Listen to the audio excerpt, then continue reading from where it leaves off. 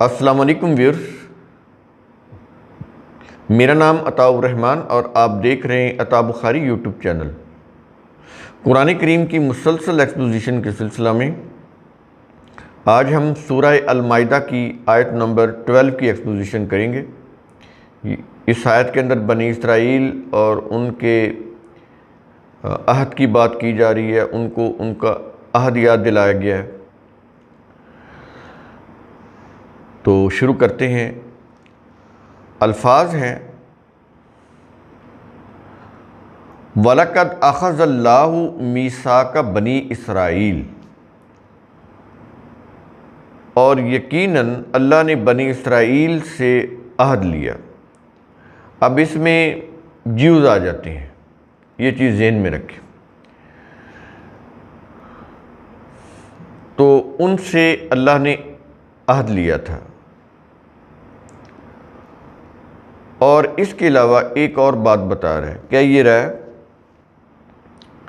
وَبَعَثْنَا مِنْهُمُ اثْنَيْ عَشَرَ نَقِيبًا، اور ہم نے ان میں سے 12 سردار مقرر کیے۔ یہ نقیب سردار کو بولتے ہیں، نگران کو بھی بولتے ہیں۔ تو 12 نگران یا سردار ان کے مقرر کیے۔ تو اس کے بعد کہا یہ جا رہا ہے وقال اللہ، اور اللہ نے کہا۔ اب اللہ نے کیا کہا؟ یہ بڑی قابل غور آگے یہ چیز آ رہی ہے جو سمجھنے والی ہے۔ اللہ نے کیا کہا بتا یہ رہا ہے انی معکم، کہ بلا شبہ میں تمہارے ساتھ ہوں۔ آگے وہ کنڈیشنز بتا رہا ہے کہ کن کن صورتوں کو تم اختیار کرو تو میں تمہارے ساتھ ہوں۔ وہ کون سی کنڈیشنز ہیں کہ اگر تم کرو گے وہ کام تو پھر میں تمہارے ساتھ ہوں، پھر میری مدد ہوگی تمہارے ساتھ۔ آگے وہ چیز بتائی جا رہی ہے۔ تو بلا شبہ میں تمہارے ساتھ ہوں، اس کے لیے تمہیں کرنا کیا ہوگا آگے اس کی تفصیل بتا رہے ہیں۔ ہم نمبر وائز اس کو بیان کرتے جا رہے ہیں اپنی ٹرانسلیشن کے اندر۔ تو ایسی جو چیزیں آتی ہیں وہ ہم نمبرنگ دے دیتے ہیں ٹرانسلیشن میں، تاکہ پتہ چل جائے کہ ٹوٹل کتنی چیزیں کہیں گئیں۔ تو اس سے کانسیپٹ کلیئر ہو جاتا ہے کہ یہ چیزیں ان کو کہی گئیں کہ یہ کام تو تم نے لازمی کرنے ہیں۔ پہلا، لَإِنْ أَقَمْتُمُ الصَّلَاةَ، اب یہ بنی اسرائیل یا جیوز کو حکم دیا جا رہا ہے۔ روایات یہ کہہ رہی ہیں کہ یہ جو یعنی انہوں نے صلاۃ کو نماز بنایا اور نماز کو کہا کہ وہ معراج کی جو رات ہے اس میں وہ ملی۔ یہاں پر بات ہو رہی ہے بنی اسرائیل کے سلسلے میں، تو یہاں پر یہی صلاۃ ہے جس کو انہوں نے نماز بنایا اور کہا کہ یہ معراج میں ملی تھی۔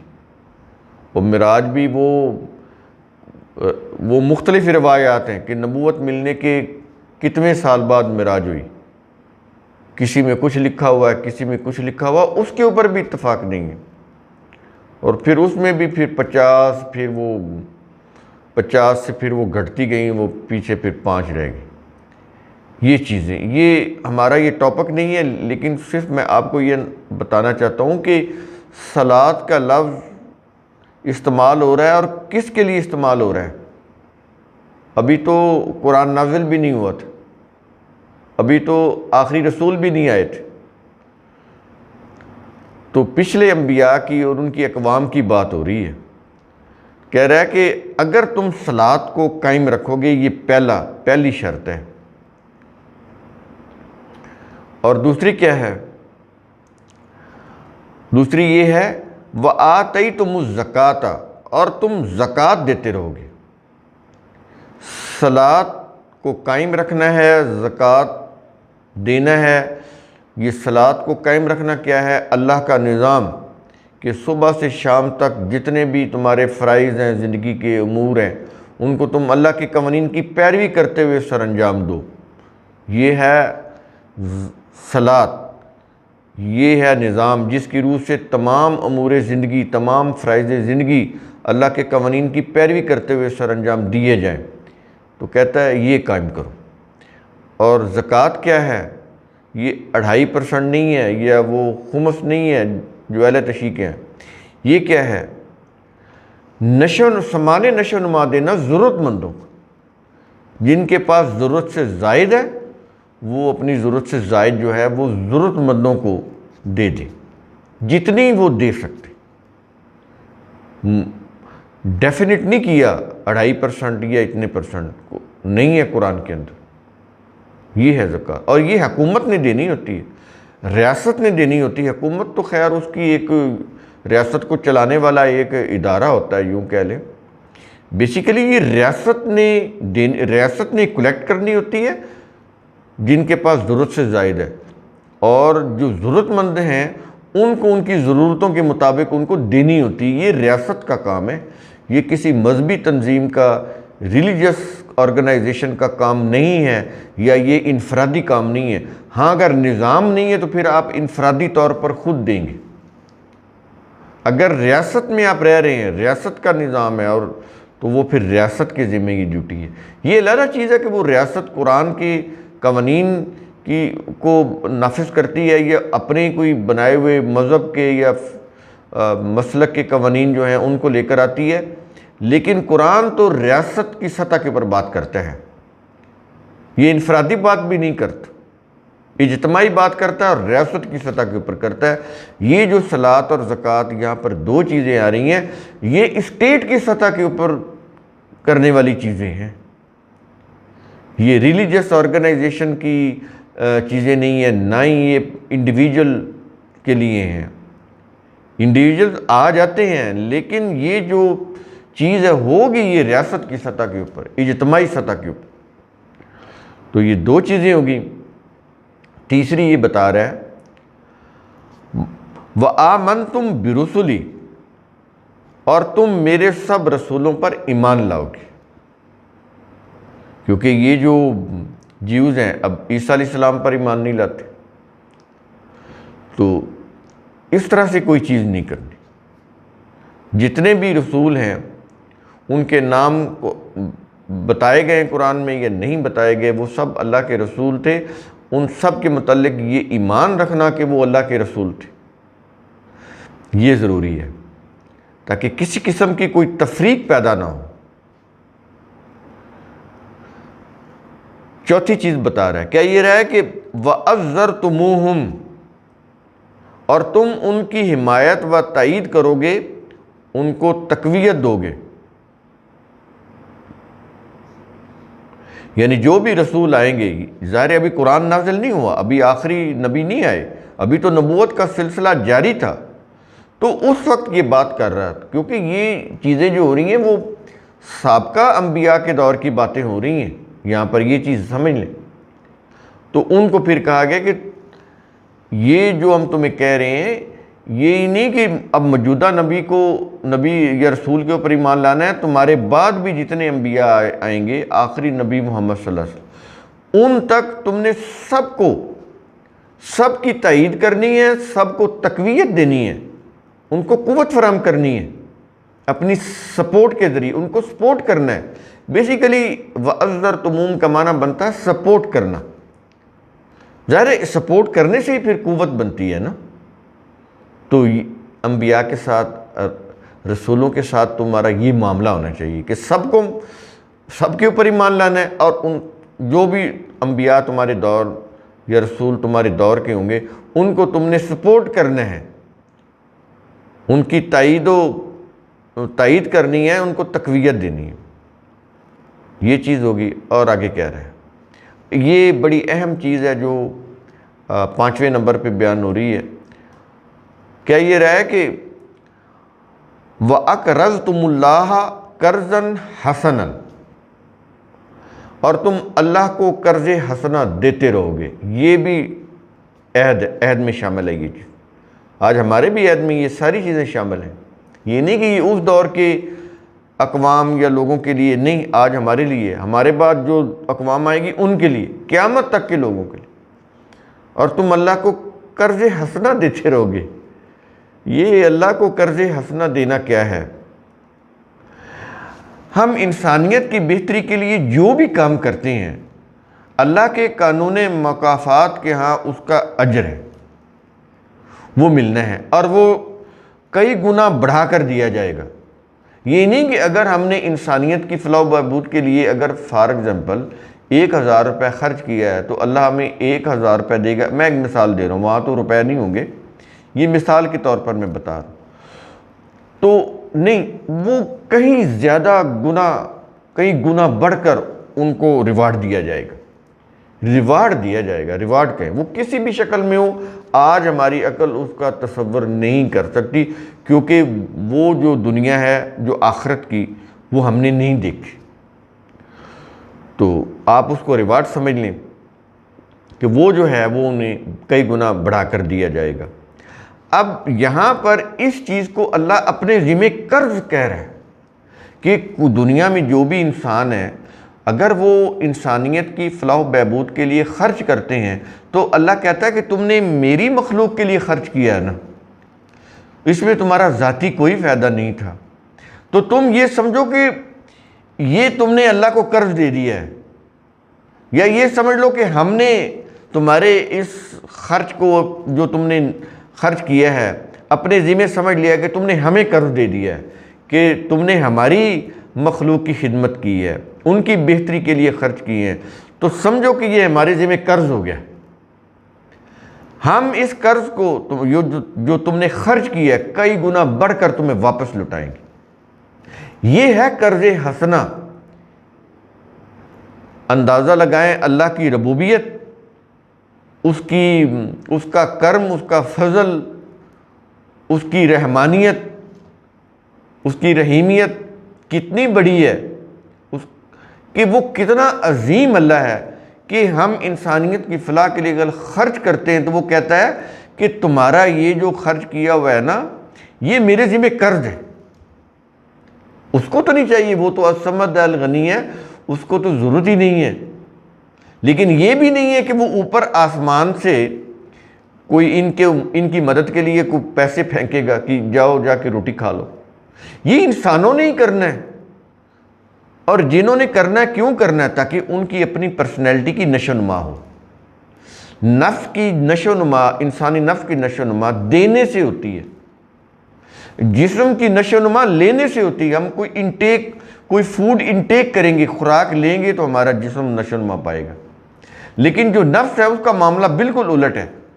ہم اپنی ضرورت سے زائد ضرورت مندوں کو دیں گے تو ہمارا نفس جو ہے وہ نشو و نما پائے گا، ہم آخرت کے لیے کوالیفائی ہوتے چلے جائیں گے، ہمیں حیات جاوداں وہ ملے گی۔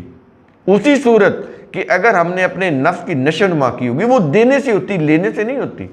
لینے سے تو فزیکلی گروتھ ہوتی ہے، دینے سے نفس کی گروتھ ہوتی ہے، مائنڈ ڈیولپ ہوتا ہے، جو خیالات کا مرکز ہوتا ہے، اس سے انسانی پرسنالٹی جو ہوتی ہے وہ گرو کرتی ہے۔ یہ ہے قرآن کی فلسفی، اس کے کانسیپٹ، جس کو سمجھنا بہت ضروری ہے۔ تو سمجھ آیا کہ اللہ کیوں قرض کہہ رہا ہے اس کو، کہ تم اللہ کو قرض دیتے رہو، اس کے معنی کیا ہیں؟ یہ ہیں اس کے معنی۔ تو اگر تم یہ 5 چیزیں کرو گے، یہاں پر 5 چیزیں کہی گئی ہیں، تو پھر اس کا رزلٹ کیا ہوگا وہ بھی بتا رہا ہے۔ کیا یہ رہا ہے؟ لَأُكَفِّرَنَّ عَنْكُمْ سَيِّئَاتِكُمْ، تو میں ضرور تم سے تمہاری برائیاں دور کر دوں گا۔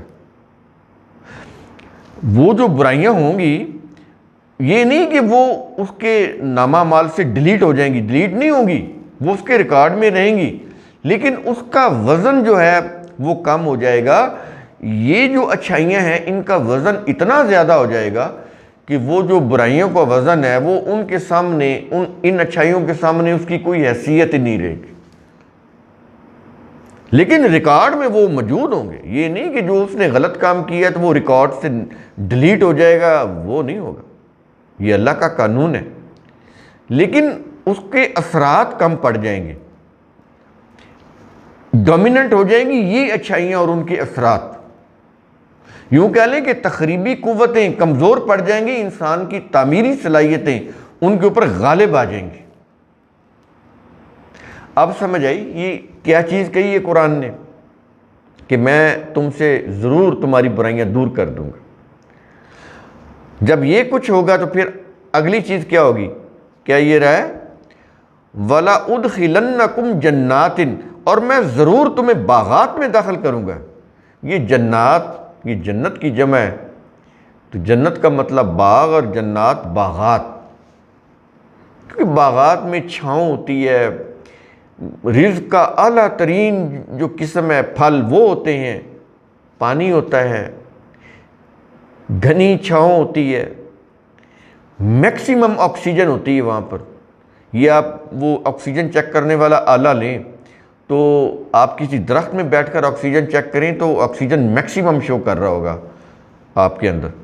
جب آپ جتنے دور ہوتے جائیں گے پیڑوں سے اتنی آکسیجن وہ کم ہوتی جائے گی، لیکن وہ ایک سرٹن لیول تک رہتی ہے، اگر یہ نہ رہے تو انسان کی موت واقع ہو جائے۔ ایسے بھی تو کئی شہر ہیں نا وہاں پر درخت برائے نام ہوتے ہی نہیں، لیکن وہ بھی لوگ جی رہے ہوتے ہیں، آکسیجن ان کو بھی مل رہی ہوتی ہے۔ یہ اللہ کا نظام ہے۔ لیکن بتانے کا مقصد یہ ہے کہ باغات کیوں کہتا ہے وہ، یہ میٹافر ہے، استعارہ ہے، یہ نہیں کہ کوئی بلڈنگ ہے جا کے بیٹھ جائیں گی، کیفیت ہے۔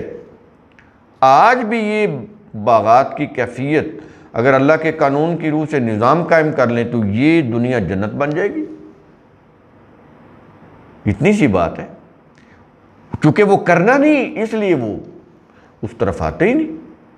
وہ پھر جھوٹے مذہب کے جو قصے ہیں، حوروں کے، وہ جنت کے وہ جو محلات ہیں ان کے، وہ پھر لوگوں کو سنائیں گے، اور لوگ پھر وہ ان کو آخر میں، یعنی زندگی ان کی اسی طرح گزر جاتی ہے ذلت اور رسوائی میں، وہ آخرت کی جنت کے چکر میں وہ بیچارے پڑے رہتے، کچھ نہیں کرتے، دنیا ان کی تباہ و برباد، یہ حالت ہوتی۔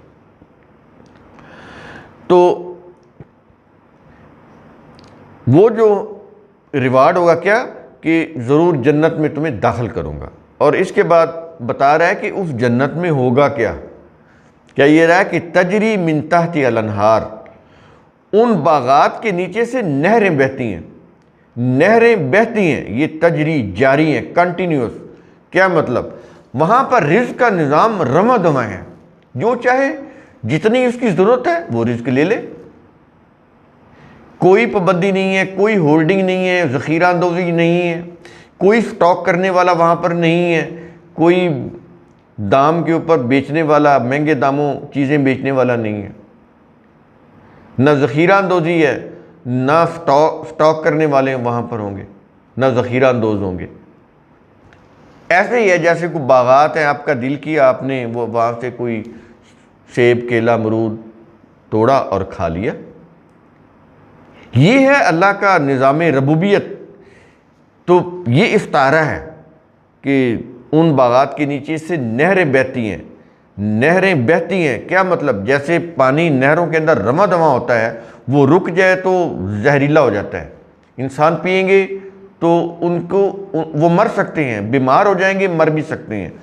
تو ایسے وہ کہہ رہا ہے کہ اگر ذخیرہ اندوزی کرو گے تو معاشرہ تباہ ہو جائے گا۔ رزق کا نظام اس کو رواں دواں رہنا چاہیے، دولت کی سرکولیشن، ویلتھ سرکولیشن ہونی چاہیے، سب ہاتھوں تک جائے، چند ہاتھوں میں نہ ہو، یہ ہے اس کے معنی۔ تو جنت کا جو نظام ہے، ویلتھ سرکولیشن یا جو رزق ہے وہ سب کے لیے ہوگا، اس میں کوئی ڈسٹنکشن نہیں ہوگی، کوئی ذخیرہ اندوزی نہیں ہوگی، کوئی سٹاک مارکیٹ نہیں ہوگی اس کے اندر کہ کوئی سٹاک کر لے اور مہنگے داموں فروخت کرے، کوئی کارٹل نہیں ہوگا اس کے اندر، سب کو رزق ملے گا، ضرورت کے مطابق ملے گا، وقت پر ملے گا، بقدر ضرورت ملے گا، اور رزق کریم ہوگا، عزت کے ساتھ ملے گا۔ یہاں پر رزق ملتا ہے ذلت کے ساتھ، وہاں پر عزت کے ساتھ ملے گا۔ آج بھی جن معاشروں میں قوانین ہیں، عدل و انصاف ہے، وہاں پر عزت کے ساتھ رزق ملتا ہے، وہاں پر ایز اے رائٹ ان کو دیا جاتا ہے، ایز اے چیریٹی نہیں۔ یہ بڑی قابل غور چیزیں ہیں قرآن کی۔ اس کے بعد وہ کہتا ہے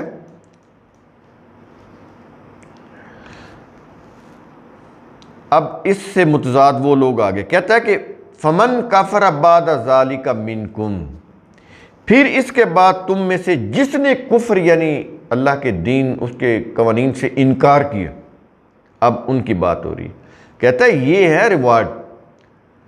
اگر پھر تم نے یہ ساری چیزیں جان لینے کے باوجود اگر تم نے اللہ کے قوانین کا انکار کیا، تو اب یہ وہ لوگ ہیں نا جو ایمان لائے، جن کو یہ نعمتیں ملی، اب انہی سے کہہ رہا ہے۔ جیسا کہ ہم کہتے ہیں ہم تو پیدائشی مسلم ہیں، ہم تو نہیں جہنم جائیں گے، جہنم تو وہ جائیں گے جن کو ہم کافر بول رہے ہیں، یہ ہندو جائیں گے، یہودی جائیں گے، عیسائی جائیں گے، ہم نہیں جائیں گے، ہم تو پیدائشی مسلم ہیں، ہم نے تو کلمہ پڑھا ہوا ہے۔ تو وہ کیا کہہ رہا ہے؟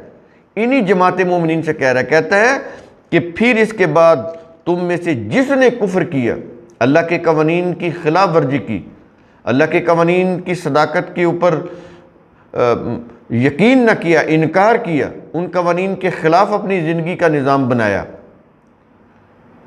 یہ ہے اللہ کے قوانین کا انکار، تو پھر کیا ہوگا؟ کہتا ہے ان کا نتیجہ، ان کا انجام کیا؟ کہتا ہے فقط ضل سواء السبیل، تو یقیناً وہ سیدھی راہ سے بھٹک گیا، اس کی کوئی چیز پھر کاؤنٹ نہیں ہوگی، وہ سب کیا کرایا اس کا غارت ہو جائے گا، حبطت اعمالہم، سب کچھ ضائع ہو جائے گا۔ اگر اس نے یہ سب کچھ کرنے کے بعد اگر اس نے اللہ کے قوانین کا انکار کیا تو وہ سیدھے راستے سے بھٹک گیا۔ تو قرآن کریم کا اصول ثم تتفکروا، اس کی روح سے آپ خود بھی سوچا کریں، سمجھا کریں، غور و فکر کیا کریں۔ شکریہ۔